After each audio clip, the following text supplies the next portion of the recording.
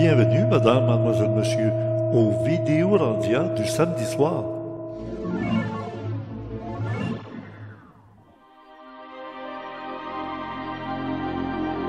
En studio pour une rencontre en tête à tête.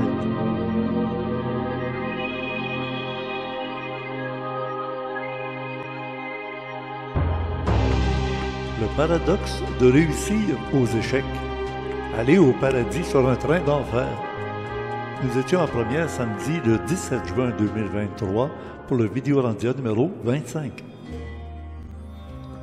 Conception, animation et montage, Richard Glenn qui vous parle. L'ésotériste du Nouveau Monde. Mon invité, Kiwan, vous le connaissez? Un entretien saisonnier, on pourrait parler de saison d'été. Dans le club créé, tout ce qui était prévu pour le mois de mai est déjà disponible et s'ajoutera très bientôt, Serge Cazelet de la semaine dernière, pour les abonnés au mois de juin. Ne manquez pas de lire les compléments surprenants de Gilles Surprenant dans le forum Orandia.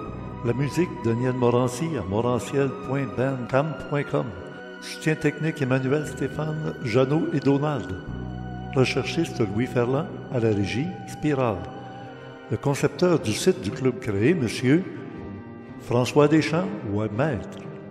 Ah oui, aujourd'hui, c'est indispensable d'aller voir le complément surprenant de Gilles Surprenant à l'adresse orandia.com parce que c'est moi qui parle tout le temps, mais on a beaucoup d'informations supplémentaires grâce à Gilles dans son complément surprenant, comme à chaque semaine. Bonjour tout le monde. Bonne écoute. Ben oui, c'est presque une habitude maintenant, une rencontre en tête-à-tête une fois par saison. La dernière fois, c'était pour Pâques. Maintenant, on entre dans l'été, cette semaine. On a eu 2 semaines très chaudes au début du mois de juin, puis après ça, une semaine plutôt froide. Et là, ça semble que la température va monter pour la fête de la Saint-Jean. On l'appelle comme ça ici au Québec, parce qu'on fête le Québec. Notre fête, on dit nationale, même si le Québec, c'est pas un pays encore. C'est la fête des Canadiens français d'Amérique, de souche francophone et française même. Alors oui, c'est une belle occasion de se parler en tête-à-tête. Il y a beaucoup d'aspects dans l'ésotérisme qui ne sont pas faciles à expliquer. Et on dit qu'il faut garder notre cœur d'enfant pour comprendre des vérités dans la réalité humaine qui ne sont pas faciles à saisir parce que plus on vieillit, plus on devient adulte, plus on juge les choses, plus on se complique la vie. Un enfant, il est ouvert à tout, il est prêt à tout. Tout est possible. Il ne peut pas imaginer des choses impossibles. Alors, ça lui permet donc d'adhérer à des compréhensions si on l'explique de manière simple. Et c'est ce que je vais essayer de faire aujourd'hui pour expliquer des choses qui sont un peu complexes, surtout avec ce que je vous fais vivre depuis des années. Ça fait maintenant 46 ans, on est dans la 47e année. Ça a débuté tout ça en 1976.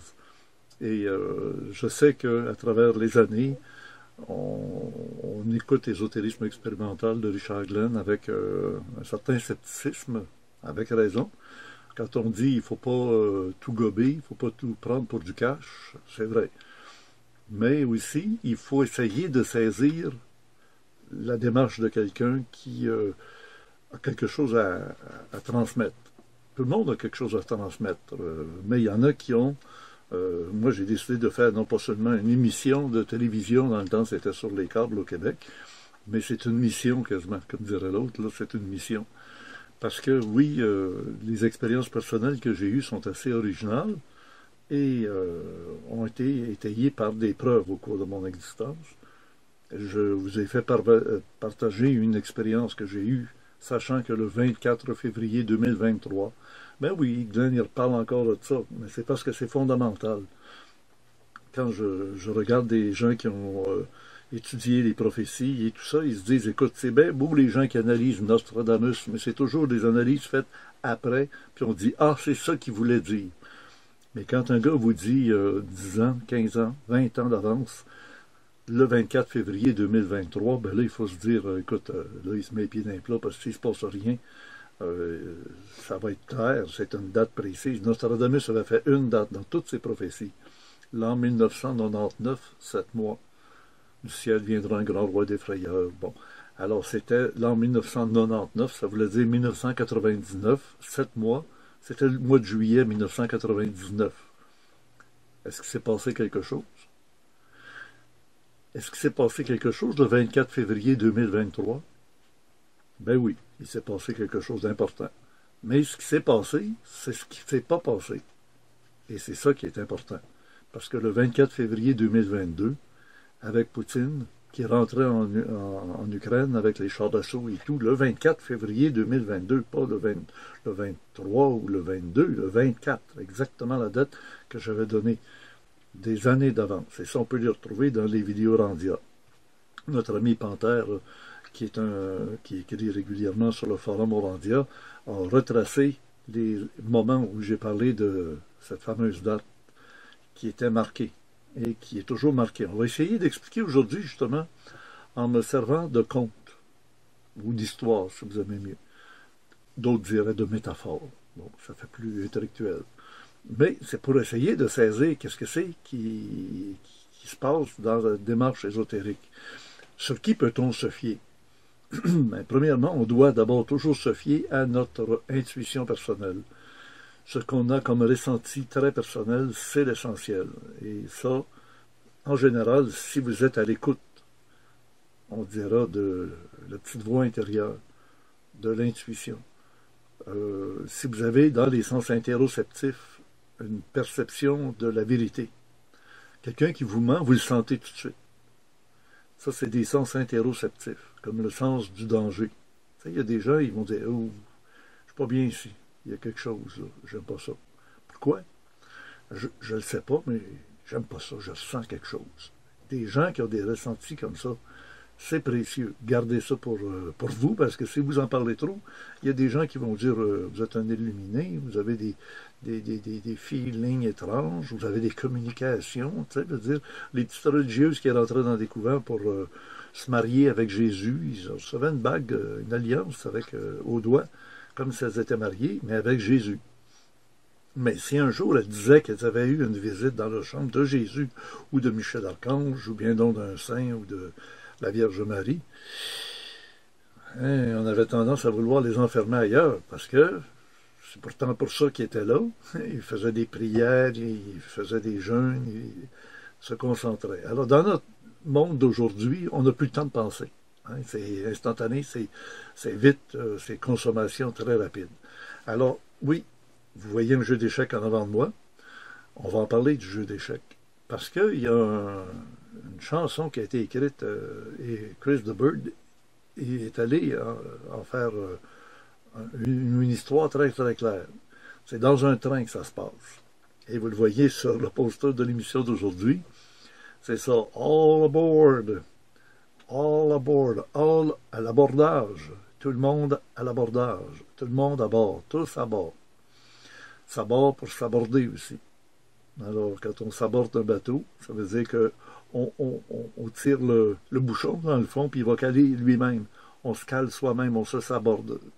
Se saborder, c'est se saborder soi-même.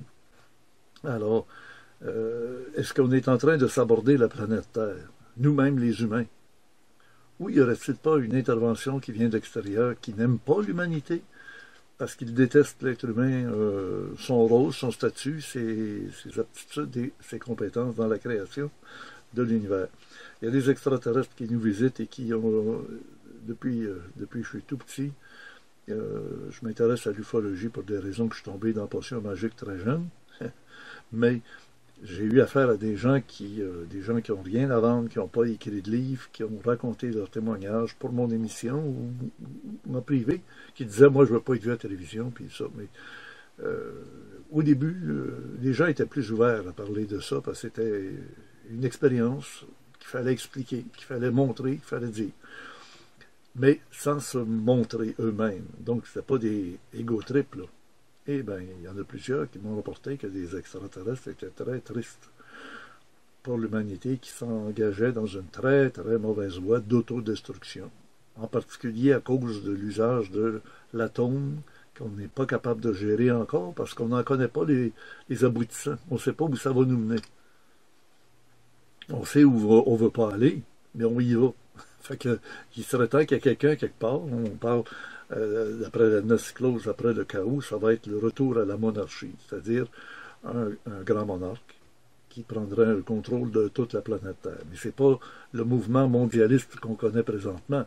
Là, il s'agit plutôt de collèges d'individus qui, on le voit, on s'en rend compte, s'accaparent le contrôle pour dominer, non pas pour servir. C'est là la différence. C'est toute la différence. Ou vous êtes des êtres de service, ou vous êtes un être de domination.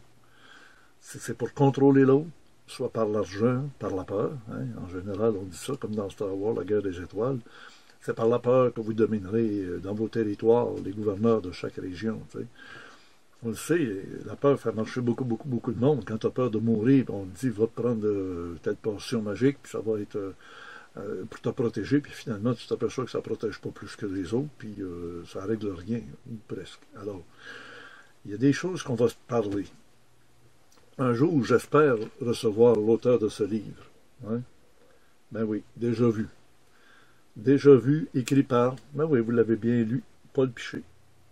Ben oui, Paul Piché, c'est un poète. C'est un écrivain qui a écrit des choses. Il dit lui, ici, que c'est un essai. Même on dit que pour un gars qui essaye, il essaye pas à peu près. Il fait une formule algébrique qui exprimerait la durée des cycles, car tout est cyclique. Les Amérindiens, les ancêtres savaient déjà ça. Hein. À tous les ans, l'automne va revenir. Là, on commence l'été bientôt. On est dans l'été. Et après ça, ça va être l'automne, ça va être l'hiver. Puis ça va recommencer après le printemps, l'été, l'automne, l'hiver. Ça revient tout le temps. Tout est cyclique. Mais lui, il a trouvé une formule très précise. Alors, oui, on le voit entre parenthèses. 2, entre parenthèses, x moins 80, fermez la parenthèse, plus 45. Alors, j'espère qu'il va accepter mon invitation. On l'a relancé 2-3 fois. Il est passé à l'émission Tout le monde en parle. Et puis, là, on a appris que le fou du roi était payé pour faire le fou, mais pas toujours intelligemment, mais pour niaiser certaines personnes. Donc, il avait participé à démolir le travail de Paul Piché dans ce livre-là. Et puis, on a appris que Danny Turcotte était payé pour faire un job sale. C'est bien beau rire du monde, mais à un moment donné, il y a des limites, puis il a débarqué. J'en connais un autre que je nommerai pas, mais qui participait à une émission dont la saveur était plutôt pimentée. Et à un moment donné, on s'est parlé face à face, et puis il a changé d'attitude du jour au lendemain complètement, parce que vraiment, c'est dangereux. Il y a de la guillotine. Il y a autrefois les feux sur la place publique, on brûlait quelqu'un, on brûlait les sorcières. Puis aujourd'hui, bon, on les élimine de manière subtile. Soit la crise cardiaque, quand on veut vraiment s'en débarrasser plus vite. Oh, les crises cardiaques, Serge Monod puis d'autres, c'est facile. Claire Sévérac. J'en ai même d'autres noms dans la tête que je ne donnerai pas, parce qu'on ne veut pas faire ici une émission de scandale, puis de dire tout ça, mais là, je veux plutôt expliquer des choses de manière savoureuse, simple. Le jeu d'échecs est devant moi, le train qui est sur le bord de partir dans quelques instants, pourquoi pas. Alors, all aboard, vous êtes prêts? On décolle? J'ai pris des notes parce que toutes ces idées qui me passent par la tête, ne tombent pas de la dernière pluie, c'est que j'ai des contacts, j'ai de l'information, et bien souvent, c'est par des paraboles qu'on explique de la manière la plus simple, comme à un enfant, des grosses informations compliquées à saisir et à comprendre. C'est pas pour rien aussi qu'il y a eu des contes pour enfants comme Alice au Pays des Merveilles, quand elle tombe dans le trou du lapin, elle tombe, mais à un moment donné, elle bascule. Puis elle va se retrouver dans la terre creuse, mais par rapport à nous, c'est la tête à l'envers, parce qu'elle marche sur la croûte terrestre qui fait le tour de la planète Terre. Nous, on est sur le dessus, elle en dessous, elle est rendue à l'envers, mais elle marche sur un plancher. Et tout se passe dans le fameux royaume étrange. Coupez-lui la tête, coupez-lui la tête. Alors oui, la planète Terre, c'est bien beau, la planète Terre, vous la voyez, là, elle tourne très peu, mais elle est toujours là. On est dessus, c'est notre vaisseau spatial. Un vaisseau spatial, là, c'est parce que on est obligé de rester prisonnier de cette planète. c'est comme un bateau sur l'océan, un vaisseau spatial, un vaisseau sur l'océan. Si tu en sors, à moins que tu saches bien nager, tu n'iras pas loin de toute façon, tu vas t'épuiser. Ou tu seras mangé par des requins. Ou bien non, tu vas avoir une chaloupe de sauvetage, mais ce n'est pas le confort du vaisseau. Et surtout si le vaisseau a été bien construit, bien développé, pour que ça réponde à tous les besoins essentiels, et plus qu'essentiels même, des piscines à bord, des glissades d'eau, des choses comme ça sur les beaux paquebots là, de voyage. Ils sont organisés pour faire un vrai paradis. On avait un paradis terrestre sur la Terre. Là, les espèces animales disparaissent rapidement.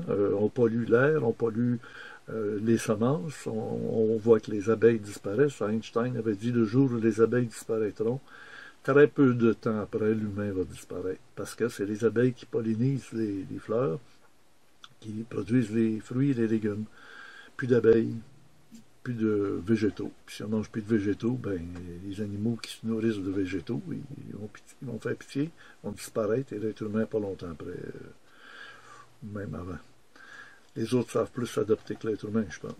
Alors oui, mais quand on regarde la Bible, le livre dont tout le monde fait référence, quand je demandais au début de mes émissions, en 76, 80, je demandais à des auteurs qui venaient ici, quel livre apporteriez-vous avec vous sur une île si vous étiez, après un orage, sorti du vaisseau? Vous avez nagé jusqu'à l'île, puis vous avez réussi à apporter une valise qui flottait avec vous. Ben, alors, qu'est-ce que vous auriez mis dans la valise? Quel livre? Et, tenez-vous bien, la majorité m'ont dit la Bible. Je ne suis pas sûr que ce serait la même chose aujourd'hui. Mais la Bible, c'est un livre qui est à la fois historique d'un peuple, le peuple juif, le peuple hébreu, comme on disait au début, et que, avec une terre promise, et ils ont vécu des aventures à la Indiana Jones incroyables, avec des miracles, avec des interventions qui sont célestes, extraterrestres, comme on a dit depuis un bout de temps, là, avec les Elohim, là, qui seraient des extraterrestres.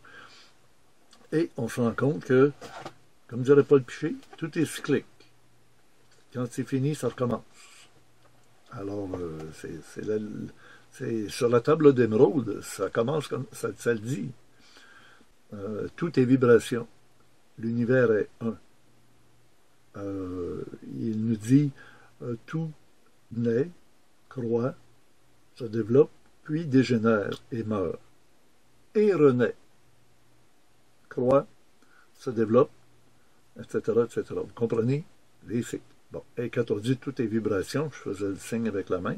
Ben oui, c'est ça. La vague monte, la vague descend, la vague monte, la vague redescend. Mais dans cette fameuse Bible, il y a deux sections. Il y a l'Ancien Testament, qui est la Torah, le Tanakh, comme nous disait le rabbin Mellul. Mais au-delà de ça, il y a le Nouveau Testament. Et à la fin du Nouveau Testament, il y a quelque chose d'allégorique, invraisemblable, quelque chose de complètement sauté, presque inexplicable, c'est l'Apocalypse. Bon. Dans le Nouveau Testament, tout se fait référence à Jésus, le Christ, qui est passé sur terre il y aurait 2000 ans.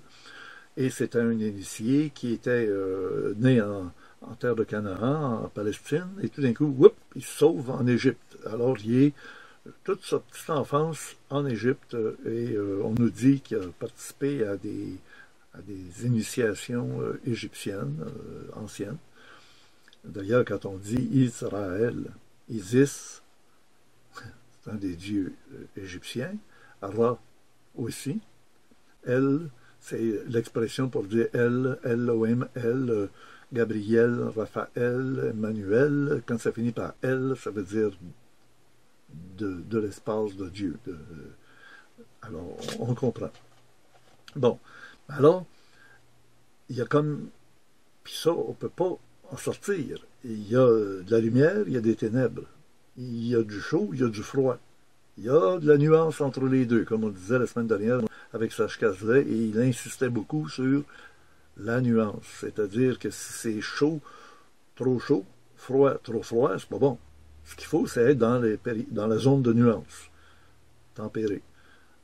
Dans la lumière, trop de lumière, tu deviens aveugle, tu ne vois plus rien. Puis ça éblouit. Tandis que dans l'obscurité, tu ne vois plus rien, parce que tu ne vois rien, parce qu'il n'y a pas de lumière. Mais entre les deux, dans la nuance, on y arrive. Bien, sur la Terre, il y a le même tiraillement. D'un extrême, le bon Dieu, puis de l'autre extrême, le mauvais Dieu. Non, on ne l'appelle pas comme ça, on l'appelle le Satan. Sur Terre, celui qui possède la planète Terre, c'est celui qu'on appelle Satan. Quand vous parlez de Lucifer, ben on veut parler de celui qui est un peu comme le contraire de le bon Dieu, qui est celui qui dominerait dans toute la galaxie. Un peu le Dark Vader, si tu veux. Alors, oui, parce qu'il fait marcher le monde par la peur. Ben, en tout cas, l'Église s'en est chargée pour le faire passer pour celui qui fait marcher le monde par la peur. Et il y en a un autre qui faisait marcher le monde par la peur. Les Juifs ont été dominés par un Yahvé. Yod, He, Vav, He, les 4 lettres, là, qui veulent finalement dire que c'était un arrogant, un guerrier. On l'a dit, plus on étudie les textes dans l'étymologie des mots, plus on se rend compte que ce serait un chef de guerre, Yahvé. Ça change un peu le coup d'œil qu'on avait quand on était plus jeune. En tout cas, moi, dans les années 50, on étudiait le petit catéchisme, et puis le bon Dieu, Jéhovah, c'est le même nom, c'est Yahvé, Jéhovah, c'est la même origine du mot. Et on dit, moi j'ai compris avec le temps que, dis-moi quelle est ta religion, comment elle est bâtie, qu'est-ce qu'il y a dans ta religion, et je te dirai qu'est-ce que tu es. Dis-moi qui tu fréquentes, et je te dirai qui tu es. Oui. Alors, c'est sûr que le peuple juif est un peu de la même manière que leur Dieu, Yahvé. Mais nous, on est chrétiens, on a ouais, justement, une nuance. OK? Jésus. C'est pardonner si on vous a offensé, puis vous serez pardonné comme vous aurez pardonné. Et le Jésus, il est justement dans la nuance. Il n'est pas un Yahvé, puis il n'est pas un Satan, mais il a mis Satan à sa place. Puis un jour, on a essayé de l'attraper avec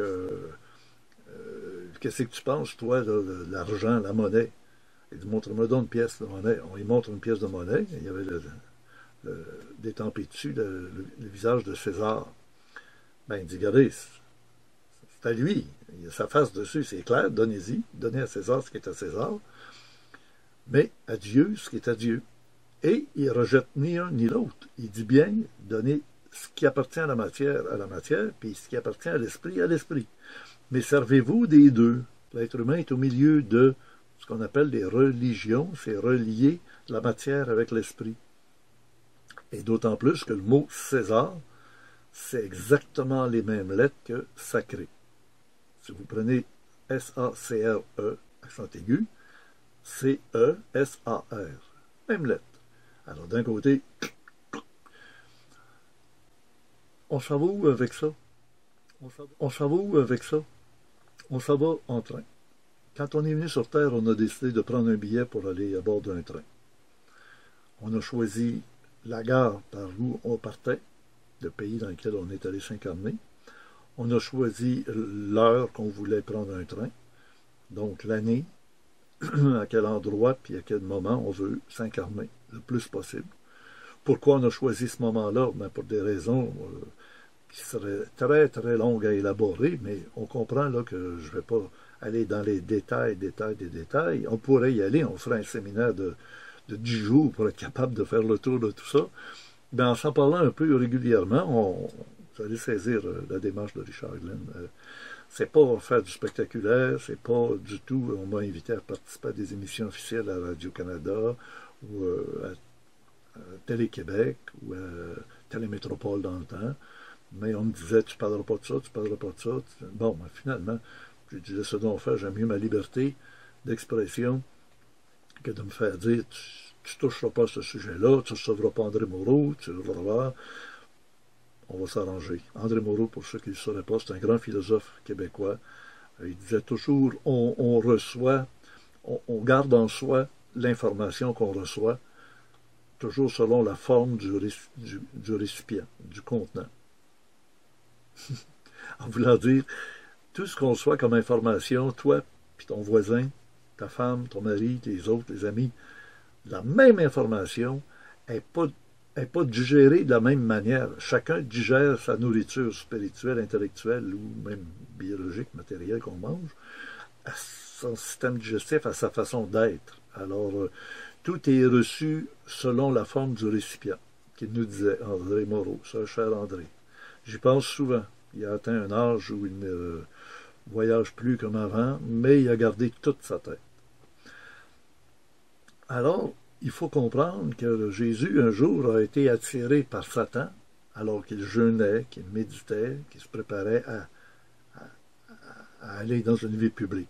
Parce que depuis son enfance, il vivait des choses incroyables, et à un moment donné, il a fait la mise au point. Il s'est dit, là, ça va m'amener où, ça? Et c'est là qu'il a fini par accepter le rôle dans lequel il avait été, quand il a fait son choix de son billet de train. C'était l'Express. Ça part de telle place, puis ça va aboutir à telle place, puis ça va être rendu au bout de la gare, ça va être la dernière gare à la fin des temps. Ça va être celui qui va jusqu'au bout du rail. Tu sais, tu pars de Paris, tu t'en vas à Marseille, ou tu vas aller à Nice, tu prends le train, mais tu sais que tu ne peux pas aller plus loin. Là-bas, c'est la Méditerranée, il ne se lancera pas dans l'eau. Un train est fait pour circuler sur une voie. Alors, il faut entendre la voix, la petite voix intérieure, il faut suivre la voie, le chemin. Le Tao Te King, c'est à peu près la traduction de la voie, la vérité, la vie. Tao Te King. Alors, c'est la même chose dans tous les peuples. L'humain a besoin de se rassasier de nourriture spirituelle autant que de nourriture matérielle. Mais là, Jésus, dans son désert, après sa méditation, son jeûne de 40 jours, il faut le faire quand même, là.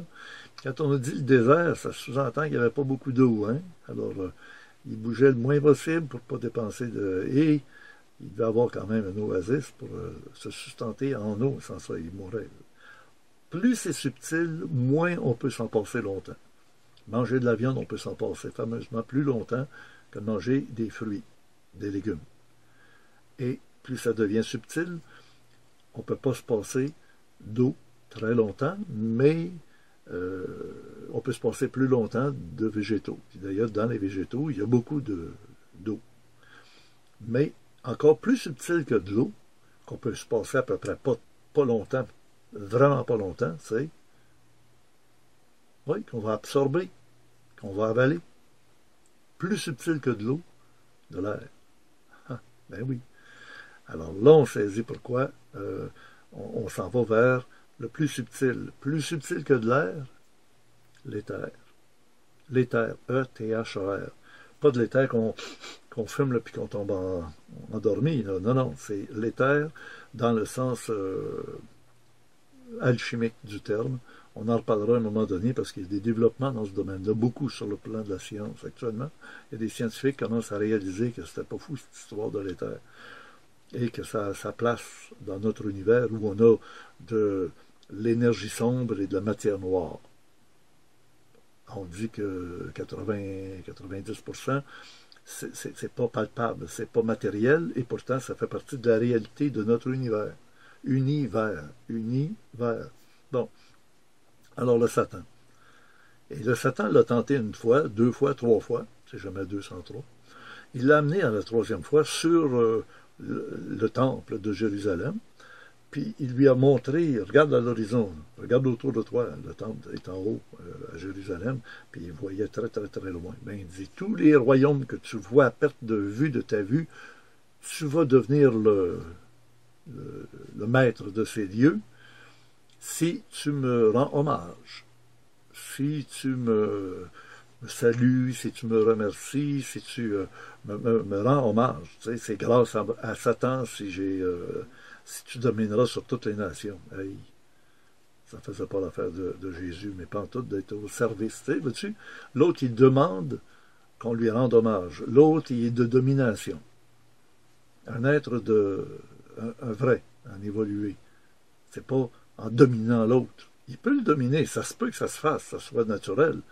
Le soleil nous domine, mais il ne nous brûle pas. S'il nous brûle, on commence à pas trouver ça intéressant. Et il ne demande pas rien de spécial. Même si les Égyptiens adoraient le soleil, Lucifer, c'est Luciféré, c'est celui Ferré, c'est celui qui apporte la lumière au monde. D'ailleurs, Christophe Colomb, quand il avait traversé vers l'Amérique, il avait signé son contrat avec Isabelle de Castille en écrivant Christus Ferrere. Ça voulait dire je serai le porteur du Christ vers le Nouveau Monde, vers l'Amérique. Alors, donc, c'est clair que c'est Satan qui se pense le roi du monde, puis se sert des diables, diabolos, les petits diables, qui séparent les gens dans leurs idées, leurs opinions et tout. Et rapidement, pour vous dire que si on est dans le royaume de Satan, de ses œuvres et de ses pompes, comment ça se fait que la Bible a été le premier livre important qui a été imprimé par Gutenberg à l'imprimerie, mais qui est distribué, on dit, le livre le plus distribué dans le monde, c'est la Bible, dans les différentes langues, à différentes époques. Puis qui laisserait faire ça? Si c'était le livre qui dit la vérité, qui est indispensable à porter sur une île quand tu fais un naufrage, mais que tu es dans l'univers de Satan, j'ai bien l'impression que, tu sais, la censure, on la connaît maintenant, là, on l'a vu, là, il y a eu des choses qui sont arrivées dans notre littérature à travers le monde, parce qu'il y a des gens qui n'étaient pas d'accord avec les dictates qu'on imposait à l'humanité, comme Satan, qui impose des dictates à sa façon, bang, censure. Comment se fait que ce livre-là n'a pas été censuré?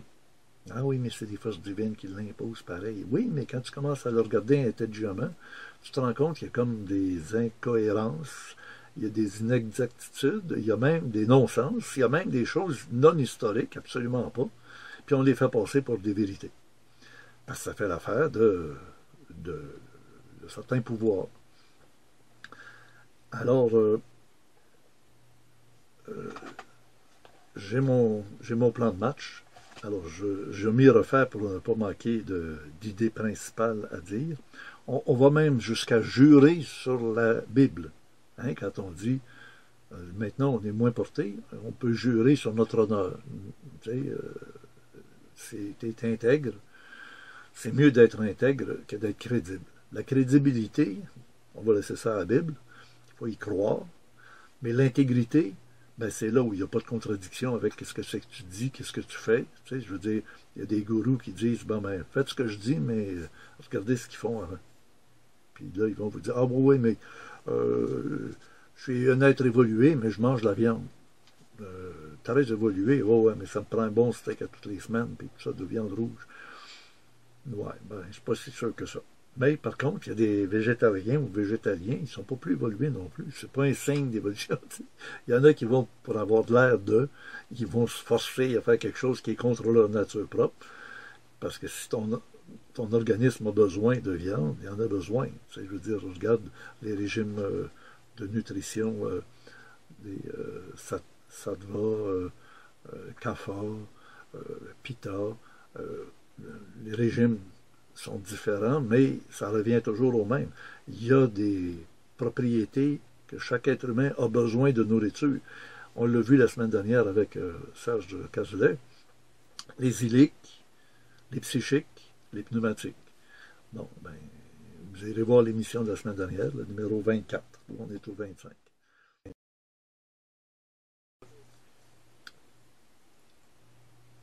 On a choisi notre billet de train. On a choisi la destination, on arrive à l'heure. Des fois, on peut être prématuré, mais rarement, on peut être trop tard, parce que sans ça, t'es mort-né.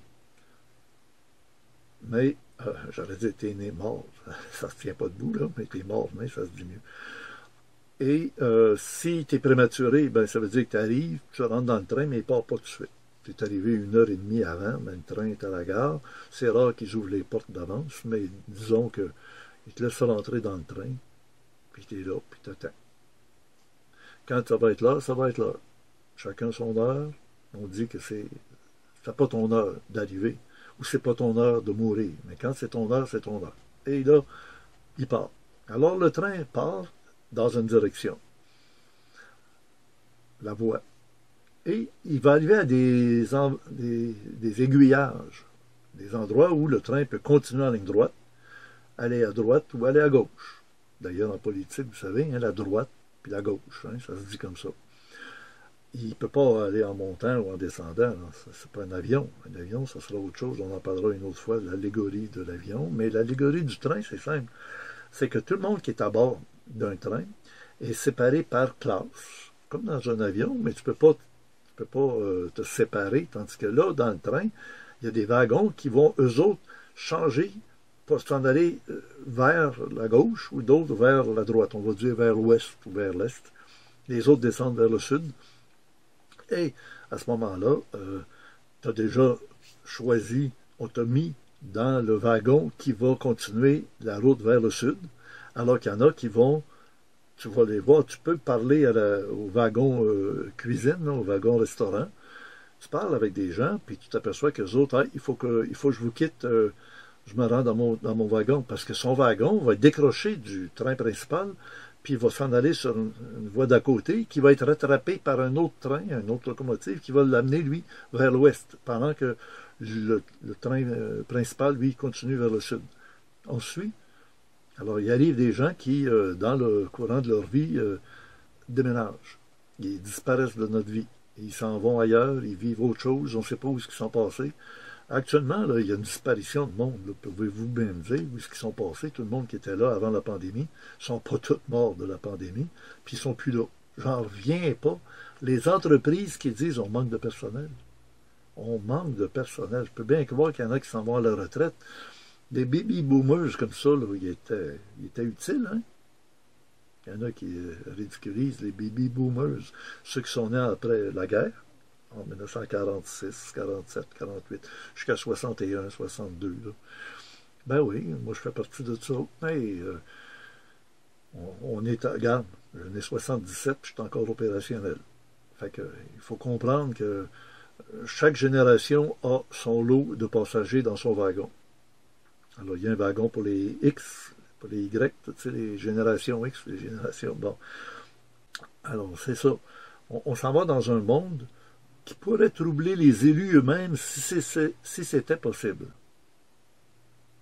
Mais c'est pas possible de troubler les élus. Car ils ont le discernement dans leur sens interoceptif. Ils savent. C'est pas vrai.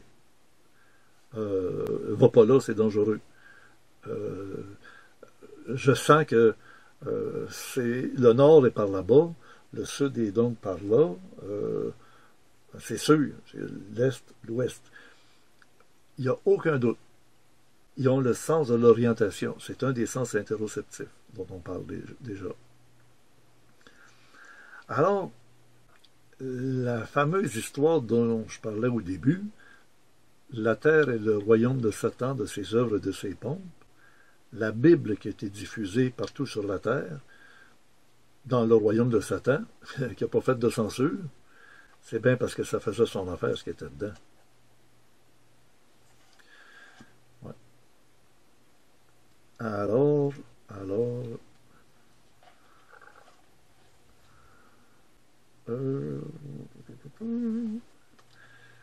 si j'en perds des bouts, je mettrai ça dans le club créé. J'en arrive à l'histoire justement des dons interoceptifs qui donnent des propriétés particulières à quelqu'un qui est capable d'agir d'une manière différente de celui qui n'a pas de petite voix intérieure qui lui parle clairement, qui le dispose à faire des gestes convenables. Dans le train, plus le temps avance, plus le train prend de la vitesse, plus on approche de notre destinée, de notre destination, moins il y a de gens à bord. À chaque fois qu'il arrête à une gare, il y a des gens qui sortent. Il y en a des nouveaux qui rentrent. Hein? Autour de vous, il y a des gens qui meurent, il y a des gens qui naissent. Et ils embarquent dans le même train que vous. Ça veut dire qu'ils ont l'objectif le même que vous. Ils vivent dans le même pays, ils vivent les mêmes péripéties politiques, économiques, médicales. Hein. Là, c'est toute la Terre qui a connu quelque chose. Puis on le remarque, moi, ça m'a renversé. Je voyais des gens porter des masques en Thaïlande ou en Tunisie ou en Afrique du Sud, partout. Tu te dis, hey, partout. Ben oui, les compteurs d'Hydro-Québec, c'est pas rien que des compteurs d'Hydro-Québec, c'est des compteurs qui ont mis partout des Linky qui étaient en Europe. C'était les mêmes affaires. Et tout le monde en même temps, ça a été distribué de force, toujours, de gré ou de force. Tout avance de gré ou de force. Comment s'objecter à quelque chose qui, par nos sentiments, nos sensations interoceptives, nos sens interoceptifs, nous donne nettement l'impression qu'on ne s'en va pas dans la bonne direction. Le train qui devait nous amener par là-bas, ça paraît pas, mais il passe son temps à zigonner, puis à un moment donné, tu te rends compte que non, c'est vrai que le soleil tourne dans la journée, puis qu'arrivera le soir, puis il ne sera plus à la même place qu'au début. Au début, tu es au soleil quand tu es assis sur le bord des fenêtres à gauche, mais à un moment donné, le soleil passe au-dessus, puis il s'en va de l'autre bord. Fait que faut pas que tu t'attendes d'avoir le soleil toute la journée à l'endroit où tu es. Alors, il faut que tu changes de banc, il faut que tu changes de place. Souvent, tu es pris avec une place avec un numéro, mais il y a des endroits où tu peux aller dans le train pour changer de place pour avoir du soleil. Mais ça, c'est une autre histoire. Alors, là, j'en arrive avec comment affronter ce qu'on ressent pas bon. Tu sais, le beau, bon, bien, ben là, c'est pas beau, ça va être laid. On n'a qu'à regarder les fleurs qui disparaissent, les oiseaux qui disparaissent, la nature qui se défait, les feux intentionnels ou non qui détruisent des grandes parties de forêt. Il ne faut pas oublier que les compagnies forestières coupent plus de bois que les forêts, les feux.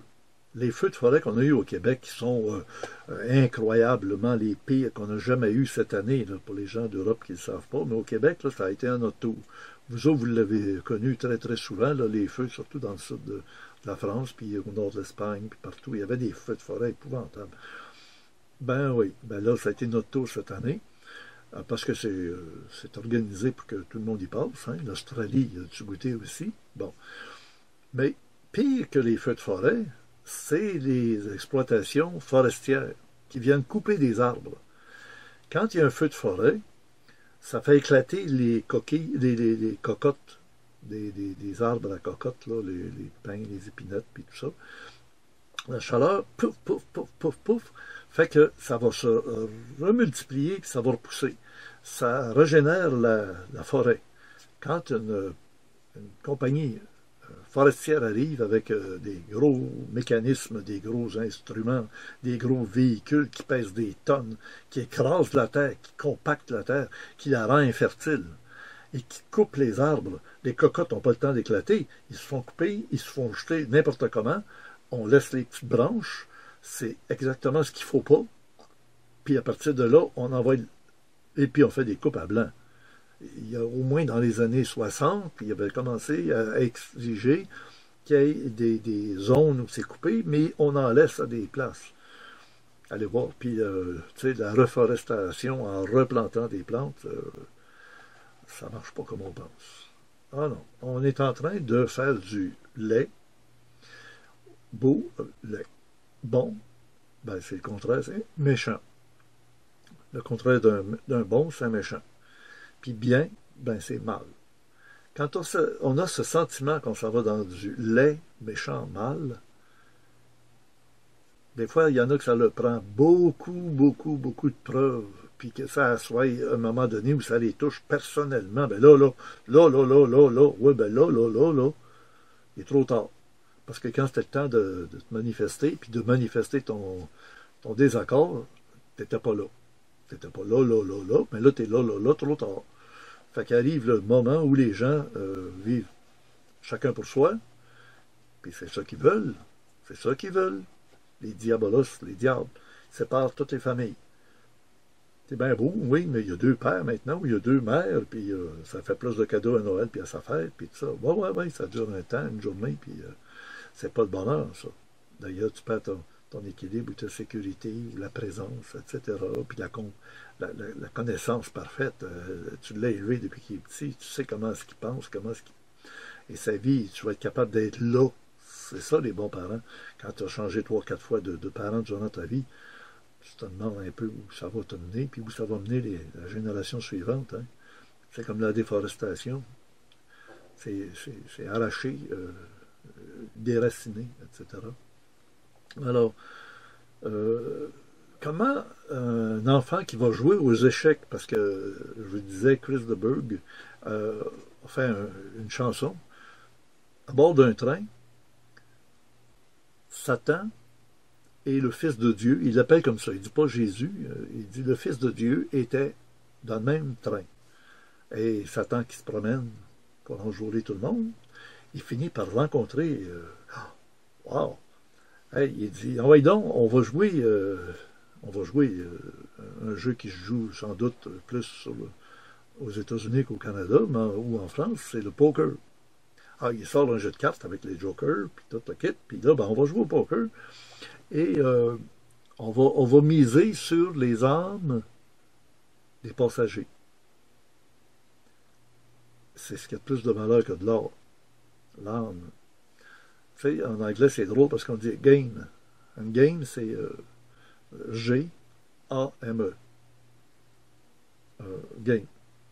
Puis le G, ben, tout le monde le sait, hein, c'est le G des francs-maçons, là, le géomètre, ou God, ou Grand, pour le Grand Orient de France, etc. Il y a quelque chose derrière tout ça. Et là, il joue au poker avec Jésus. Mais tu sais que le poker, c'est un jeu malicieux. Il faut que tu caches tes apparences vraies. Il faut que tu caches la vérité. Il faut que tu fasses l'hypocrite. Il faut que tu fasses poker face. Ça veut dire que tu n'as aucune réaction. Tu as une bonne mise dans les mains. Ou tu as une très mauvaise mise. Puis même si tu as une très mauvaise mise, tu peux parier plus de jetons, plus de monnaie ou plus d'armes. Puis l'autre, ben, s'il pense qu'il est pas assez fort parce qu'il pense que tu es très fort, il va abandonner. Tu m'as tanné. Finalement, tu remportes parce que tu n'avais rien de bien bon, mais c'est toi qui ramasses. Alors, on s'aperçoit que tout le long, en plus, le diable avait une manière de tricher. Puis en trichant, ben, il y a toujours des mises formidables. Il réussit toujours à planter celui qui est devant lui. Là, wow, that's enough. Alors là, il change de jeu. Et la chanson se finit là-dessus. Ils vont jouer aux échecs. Le jeu d'échecs, est-ce que tu peux tricher? Je pense pas. Parce que chacun va jouer son coup. Là, ça va être le moment fatidique. Puis c'est une des étapes de ma rencontre avec vous aujourd'hui. C'est de vous expliquer que même si on veut affronter le nouvel ordre mondial, on n'a pas grand moyen. Ils ont tous les moyens. D'abord, ils ont tous les moyens d'éduquer la population, ce qu'on appelle les médias. Alors, avec les médias d'information, d'éducation, de formation, de transformation, ils sont capables de jouer sur le tableau qu'ils veulent présenter à la population. Tu sais, il n'y a pas si longtemps, on disait « Ah, si ça passe à la TV, c'est vrai. » On disait avant ça, si c'est dans le journal ou dans un livre, c'est vrai. Ça a pris du temps avant de se éduquer à se dire, attention, méfie-toi même de ce qui est écrit dans un livre, méfie-toi de ce qui est à la télévision, puis méfie-toi des nouvelles qu'on entend. Là, les fake news, là, on est rendu qu'on est... Puis même des soi-disant rapports, études, le magazine scientifique qui avait toute la crédibilité du monde, Nature, est allé présenter une fausse étude qui avait été faussement présentée, fausse faite. Ça a fini par sortir parce qu'il y a au moins des gens qui ont pris leur responsabilité et disent ça ne tient pas debout. Leur affaire n'est pas basée sur des recherches sérieuses, fondées. Mais Nature a mangé une claque aussi. Il y en a même des organismes officiels très importants qui sont dirigés par des gens qui n'ont rien à voir avec la santé. Tu sais, je veux dire, on peut-tu parler? Non, on ne peut pas parler. Et vous le savez si vous vous êtes bien informé. Alors, où est-ce qu'on s'en va? C'est ça, là. Où est-ce qu'on s'en va? Le train, tu sais, Félix Leclerc, le petit train du Nord, hein, à la fin, il s'en va à Saint-Adèle, puis il part vers le Nord, puis il a perdu le Nord. C'est ça. Est-ce qu'on est dans un train qui perd le Nord, puis qui s'en va, on ne sait pas où, puis qui il part? On est à bord. Alors, je donne l'exemple de David et Goliath. Hein, on prend souvent cet exemple-là. On dit, écoute, ça se peut pas, c'est un individu ou quelques fermiers sont pris avec une multinationale qui a décidé qu'il leur imposait des graines de Monsanto, puis que ça va être ça que vous allez semer, puis vous ne semerez pas d'autre chose.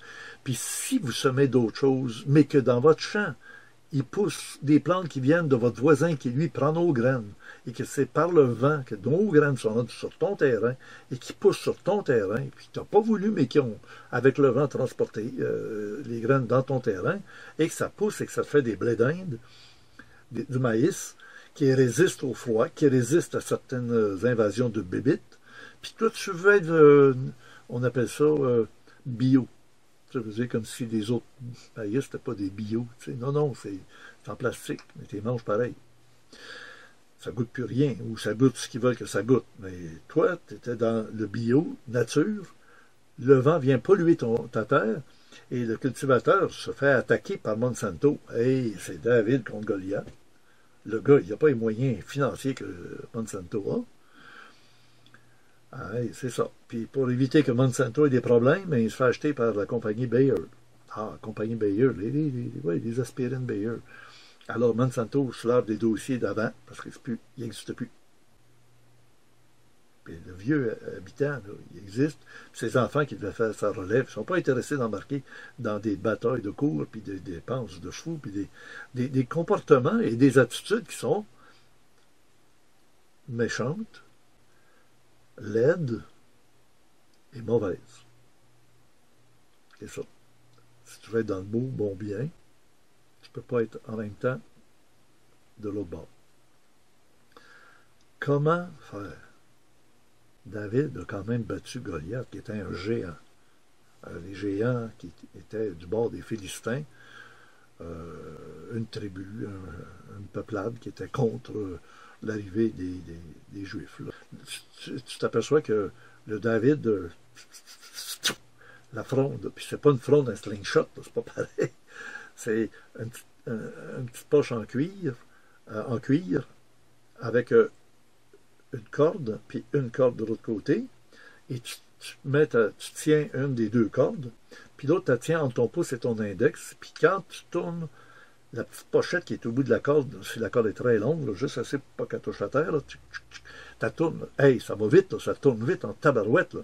La pierre qui est au bout, là, dans la poche, là, quand tu lâches la corde, une des deux cordes, ce qui fait que la poche, elle libère la pierre, et la pierre qui tourne très vite, au moment où tu lâches, la pierre vient de partir très, très, très vite. Il tire, paf! Oh! Il n'a pas eu parfaitement, il ne l'a pas eu là. Le Goliath, il rit de lui, puis il rit de tout le monde. On sait très bien qu'avec la puissance du système, il peut écraser David comme rien. C'est un petit jeune, David. Et il avait été choisi. Il avait été adoubé. Ça veut dire protégé, choisi par les autorités célestes. On l'avait depuis qu'il était jeune entraîné. Lui-même s'est entraîné, mais il avait le goût de s'entraîner parce que lui, quand il voulait protéger les moutons, au lieu de prendre un arc, il faut que tu te fabriques un arc, des flèches, il faut que tu aies des flèches en réserve parce qu'après que tu en auras tiré 15, il t'en reste rien qu'une. Tandis que des roches, tu en as partout par terre, puis ta fronde, on appelle ça une fronde, Thierry Lafronde, pour ceux qui se souviendront, ben oui, ça s'appelait comme ça parce qu'ils utilisaient ça. Et si ta pierre est bien aiguisée, tout arrangé, ça peut tuer un loup. Alors David, il chassait les animaux qu'il ne voulait pas voir avec ses moutons, qu'il protégeait, grâce à sa fronde. Et là, ben, après 3 coups, paf, en plein sa tempe, ou en plein dans le front. On nous dit qu'il l'a frappé dans le front, ça aurait été mieux qu'il dise sur la tombe. Mais en tout cas, dans le front, le géant, il l'a eu. Comment faire pour se servir d'une fronde dans le cas de ce qui nous concerne, un nouvel ordre mondial ou en tout cas un gouvernement qui devient une autorité suprême, comme une dictature qui impose ou qui va imposer, parce qu'ils vont par petits pas, lentement. Un petit pas en avant, un petit pas en arrière. Deux petits pas en avant, un petit pas en arrière. Deux autres petits pas en avant, un autre petit pas en arrière. Fait que finalement, tu n'as pas l'impression qu'il avance bien vite, mais il avance. Alors, le jeune qui a affronté le champion du monde qu'on voit sur le dessin qui est ici, le portrait que l'on a mis, est allé affronter un jour dans un tournoi qui avait lieu dans sa région, dans les pays du Nord. Je pense que c'était au Danemark. Non, c'était en Norvège. Et le grand champion du monde, qui était Garry Kasparov, il a appris ça, qu'on prétendait que le futur champion du monde aux échecs va être présent. Le futur. Donc, ça veut dire qu'il est très bon, mais Kasparov, il est allé. Et quand il a appris que c'était juste un petit jeune de 13 ans, il dit, tu sais, laissez faire, là, mais j'ai pas peur. Alors, il n'est pas arrivé très vite à sa table pour jouer contre le jeune, tellement que ça a pris du temps, puis pas mal de temps. Et le timer jouait, lui, pendant ce temps-là. Il disait, écoute, le tournoi, il va finir en même heure pour tout le monde, mais si Kasparov ne se présente pas, il va perdre par défaut. Hey, il n'était pas pour perdre son honneur, son nom là-dessus. Il s'est présenté, il enlève son veston. Vous pouvez le voir sur Internet. L'événement a été filmé par plein de caméras. Tu comprends bien que le jeune était très bon, surdoué en échec. Son nom, si je vous le dis tout de suite, pour ceux qui connaissent le monde des échecs, bien, ils savent déjà que c'est devenu le champion du monde. Puis ça fait 15 ans qu'il est le champion du monde. Il n'y a personne qui peut l'abattre. Il joue contre plein de monde, alors que Kasparov, il choisissait ses adversaires. À partir du moment qu'il a gagné le championnat du monde, ben, il s'est fait prier pour aller participer à des tournois, parce que c'était pas assez à sa hauteur. Mais quand il jouait, il gagnait. Il gardait sa position. Mais il ne voulait pas perdre d'énergie, puis surtout, par une inattention, une distraction, jouer un mauvais coup, puis qu'à partir de là, ben, tout le monde dit « Hey, Kasparov s'est fait battre par un tel. » Ben oui, mais un tel, c'est une fois dans sa vie, il va faire ça. Kasparov, c'est parce qu'il n'était pas en concentration autant. Puis, c'est pas... ils ont fini par battre le champion du jeu de Go, mais toujours est-il qu'on a compris que le champion du jeu de Go, qui est un bon vieux monsieur, il a été plus troublé et déconcentré par tout ce qui environnait. La manière dont ils ont procédé pour le coincer, pour le forcer, au moment où il n'était pas intéressé, mais ils l'ont forcé parce qu'ils ont dit sans ça, on déclare que vous êtes comme battu, puis tout ça. Ben là, il a eu peur de perdre son statut, il a accepté d'aller jouer contre un ordinateur qui l'a battu. Mais on n'a plus beaucoup entendu parler de cet ordinateur qui bat les champions de Go. Oui, ça peut en battre plusieurs, mais il semblerait que le champion est quand même capable de battre tous les êtres humains. Le champion humain. Alors là, comment face aux archontes? Non seulement c'est des champions d'échecs, parce qu'ils savent comment jouer, ils connaissent la psychologie humaine, ils ont lu Le Prince de Machiavel, alors, ils savent comment déjouer la psychologie humaine, comment s'arranger pour faire croire à quelqu'un un mensonge, et puis après ça, tu l'as attrapé dans un filet qui est déjà très ouvert sur toute la planète Terre qu'on appelle le web, le World Wide Web. La lettre W, je pense, c'est la 24e lettre. 24, il y en a 26. Alors W, X, Y, Z. Non, c'est la 23e. 24, 25, 26. 23. 2 fois 3, ça fait 6. Alors, c'est 6, 6. Et on parle de l'intelligence artificielle, puis on le sait bientôt, on va être obligé de tous se servir du téléphone cellulaire à toutes les sauces pour lire, vous le voyez dans le magazine Nexus, le nouveau numéro qui vient d'arriver au Québec. Alors, en 2025, Big Brother arrive en France, la dictature numérique. Qu'est-ce qu'on voit? On voit le code QR et toutes les personnes vont se brancher avec leur cellulaire sur le code QR. Autrefois, avant le code QR, c'était les codes barres. Hein? Alors, les codes barres, tout le monde sait que pour le balancer, au milieu, il y avait deux petites lignes noires plus longues, à gauche et à droite, les deux mêmes petites lignes noires, à gauche et à droite, plus longues que les autres barres qui sont dans le milieu du code QR de chaque côté.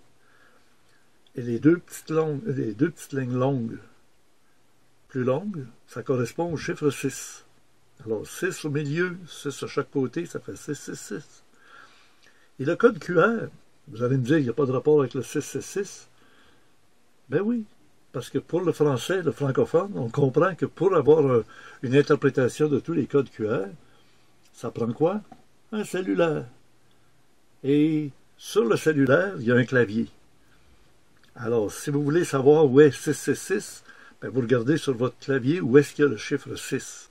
Et ça correspond à quelle lettre sur le clavier d'un cellulaire? Ça correspond aux lettres MNO. MNO, ou Nouvel Ordre Mondial, NOM. Et NOM, ben, ça veut dire en français aussi non, le nom, NOM, le nom de quelqu'un. Et il est déjà arrivé à une époque où, sur la Terre, tous les hommes de la planète voulaient faire qu'un seul peuple, parler qu'une seule langue, pour travailler à la même œuvre, en harmonie. On est en train d'aller à l'envers, de reculer et de retourner vers le paradis terrestre.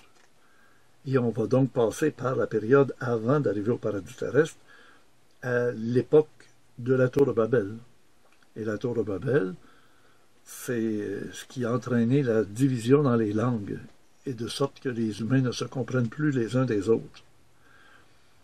Alors, on va aller vers une langue unique,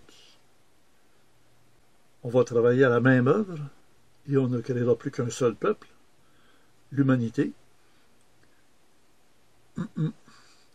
Et si on utilise le 666, est-ce qu'on n'est pas en train de se piéger encore une fois? Alors, vous avez compris un peu le sens de notre rencontre aujourd'hui. C'est que plus ça change, plus c'est pareil. C'est une question de cycle. C'est du déjà vu, comme aurait écrit notre ami ici, Paul Piché, que j'espère bien recevoir dans pas longtemps. Sinon, je vais être obligé de prendre quelqu'un qui va interpréter ce qu'il a écrit. C'est pas la même chose comme l'auteur. Hein.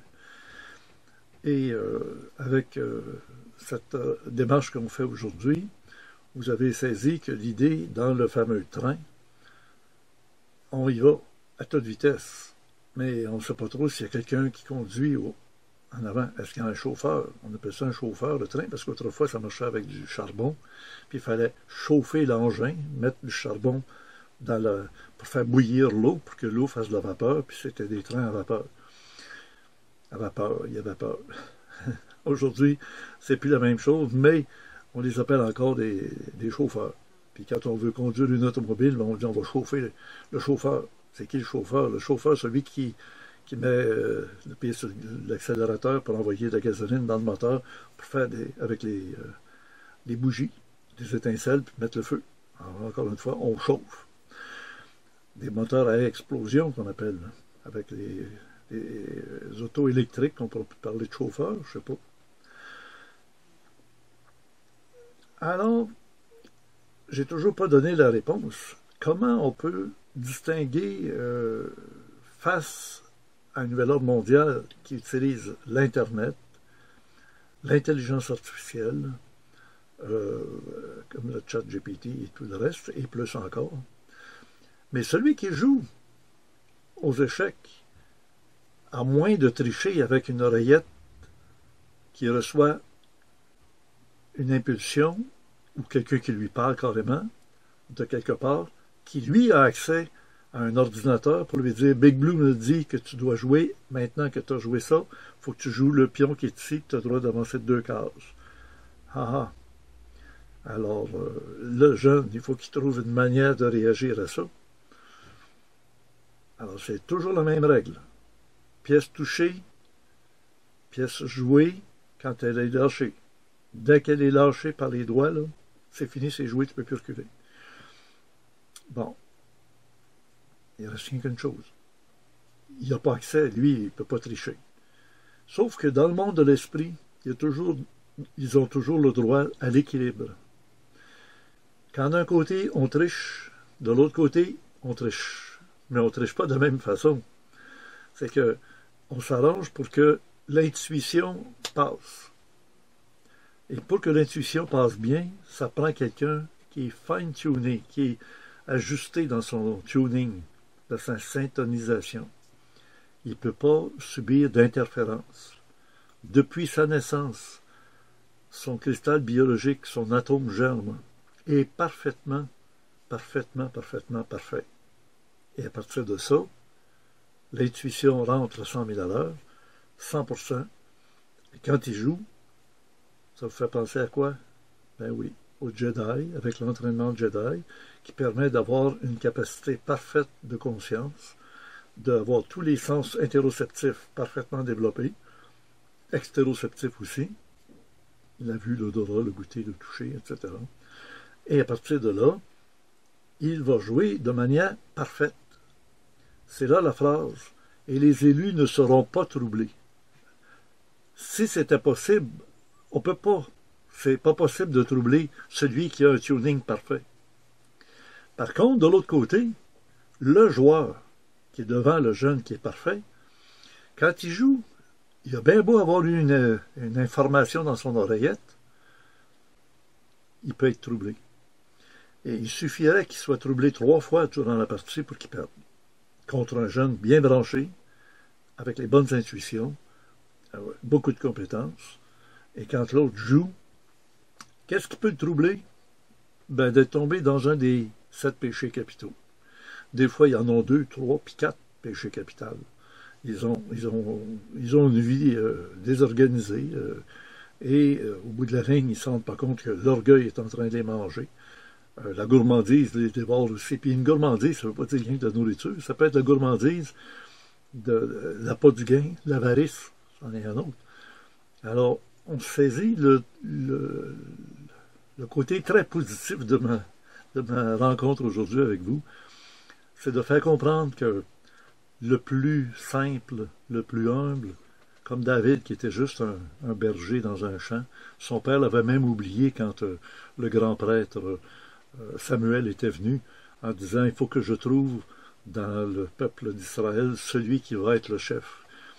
Et je dois présenter les cristaux, justement, à tous les mâles. » Et finalement, le père, il dit « Ah ben oui, Maréchal, c'est vrai, il est au bout du champ là-bas, mais il est jeune, puis il s'occupe du troupeau, il n'est pas... Ah ben oui, faites-le venir. » Puis il l'a fait venir, puis là, c'est là qu'ils se sont rencontrés avec le grand prêtre qui... Dès que David est arrivé, Samuel a vu ses cristaux s'illuminer.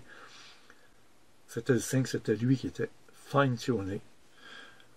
Il n'a pas eu une vie parfaite après, mais ça a été quand même le fondateur, le leader de tout un mouvement connu jusqu'à aujourd'hui, hein, qui a traversé plus que 2000 ans comme le Christ. Là, on peut parler de 3, 4, 5 000 ans. Voilà pour les contes que je vais vous transmettre aujourd'hui. Il se passera des événements, il y aura quelqu'un, il y aura beaucoup de jeunes, très tunés, pas par le cellulaire, pas par l'ordinateur, mais ils pourraient déranger les ordinateurs. Ils pourraient déranger l'électronique, c'est de la matière. Vraiment. Vraiment. Et en plus, troubler l'adversaire. Depuis plusieurs années, on me dit que ces archontes-là vont réaliser qu'à chaque fois qu'ils pensent avoir fait un pas en avant, ça va permettre, de l'autre côté, d'intervenir pour faire un pas en avant à un autre niveau. Alors, au lieu d'être un train qui circule sur des rails terrestres groundés sur le sol, il prend de l'altitude lentement. Et c'est là la conscience. La conscience, c'est un peu comme un drone. C'est quelque chose qui nous permet d'avoir l'œil. Comme un drone, tu as une caméra dedans, tu vois plus loin, tu vois plus haut, tu vois plus loin. Comme dans Jonathan Livingston, le goéland, qui vole le plus haut, voit le plus loin. Le drone qui monte le plus haut, voit le plus loin. Plus loin dans le futur, plus loin dans les événements à venir, plus loin dans le résultat de la partie d'échecs. Parce que, pour nous on n'est pas des grands cerveaux, quand on regarde une partie d'échecs, on voit de coup en coup ce que ça donne. Un champion déjà est capable de voir 5 à 10 à 20 coups d'avance. Si je fais ça, il va faire ça, il va faire ça, moi je vais faire ça, il va faire ça, moi je vais faire ça. L'ordinateur, c'est ce qu'il fait en fait. Big Blue, c'est ce qu'il fait. Il essaie de voir tout ce que ça peut provoquer de faire ça, puis il s'aperçoit qu'à un moment donné, il prend le contrôle de la partie. Et à partir du moment où il prend le contrôle, parce qu'il sait que l'autre va toujours faire tel geste, parce que c'est évident qu'il va faire ça pour se protéger, puis après ça, il va penser à se mettre en action d'attaque. Alors, d'abord la défense, puis après ça, l'attaque. Mais ce qui est arrivé dans le cas justement, de Magnus Carlsen, le petit, il ne pense pas toujours à se défendre. Il pense à avoir une meilleure attaque que l'autre qui préparait son attaque. Alors, l'autre se plante pour l'attaquer, puis lui, au lieu d'aller penser protéger, non, il passe par un autre chemin. Et même Garry Kasparov, il a été très surpris à 2, 3 reprises. Ça a été suffisant pour que l'autre prenne le contrôle de la partie. Et le nouvel ordre mondial, ils pensent qu'ils font des avancées technologiques puissantes pour avoir le contrôle de plus en plus sur l'humanité. Et ils oublient qu'ils sont appuyés par de la matière seulement. Ils n'ont pas d'esprit qui peut, l'esprit, agir dans la matière. Des hasards, des coïncidences, des synchronicités, et aussi la petite voix dont les ordinateurs n'auront jamais accès. Merci de votre attention et au plaisir de vous retrouver. Dans le Club créé, je vais continuer dans ces mêmes images du train et de ce jeu d'échecs pour continuer avec quelqu'un avec qui je vais échanger pour le Club créé. Alors, on se retrouve la semaine prochaine, alors que ce sera à ce moment-là réellement la Saint-Jean-Baptiste. On a la fleur de lys qui nous vient des royautés françaises. Sur notre drapeau, comme vous voyez celui en arrière de moi, à 4 fleurs de lys. Vous les voyez, il y a 4 fleurs de lys. Le dernier roi de France, dans ses étendards, il y avait 3 fleurs de lys. Et puis, le Jésus parlait toujours de le lys, pur comme le lys des champs. C'est devenu un symbole de royauté. Et ce sera peut-être un symbole pour le grand monarque. On s'en parle. Bonne semaine.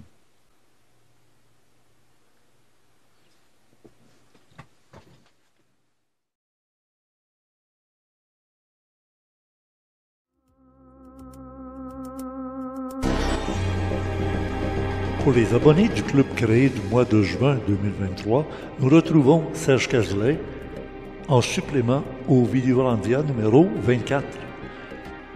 Et pour les abonnés du mois de mai 2023, les 3 vidéos annoncées sont déjà disponibles. Je vous recommande au plus haut point, surtout cette fois-ci, d'aller voir le complément surprenant à orandia.com pour avoir plus de détails d'informations, car je n'ai pas eu le temps de rajouter tout ça à travers mon exposé. Merci d'être abonné au Club créé. Un pouce par en haut, c'est très apprécié de la part de toute notre équipe. Et merci d'être témoin de nos rencontres tous les samedis soirs, en passant aussi à l'occasion des commentaires qui sont toujours lus par moi-même. Et je rapporte aussi certaines fois des informations et des réponses à vos questions. Bonne semaine et bonne Saint-Jean-Baptiste. La semaine prochaine, nous serons le 24 juin, samedi prochain. À bientôt et au plaisir.